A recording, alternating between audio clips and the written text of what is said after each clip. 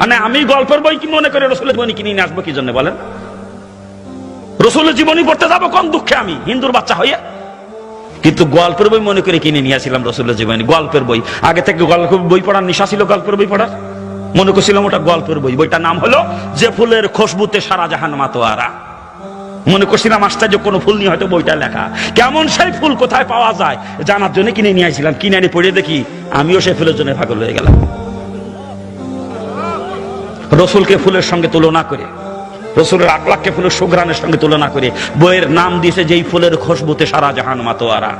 ওটাই আমার পড়া সর্বপ্রথম ধর্মীয় বই, রসুলের জীবনী। আর এত মজা লাগে, পরপর 4 বার পড়ি বইটা, যত পড়ি পড়তেই মন চায়। এরপরে ইসলামের দিকে আকৃষ্ট হয়ে যায়। তখন থেকে ইসলামী বই পুস্তক পড়তে শুরু করি। আর ইসলামী বই, জাহান্নামের এক মুহূর্তের আযাব কোনো মানুষের পক্ষে সহ্য করা সম্ভব না। আমি পারবো না, আমি পারবো না, কসম খোদার। ওই জাহান্নাম থেকে বাঁচার জন্যই খালি মুসলমান হচ্ছি, কসম খোদা।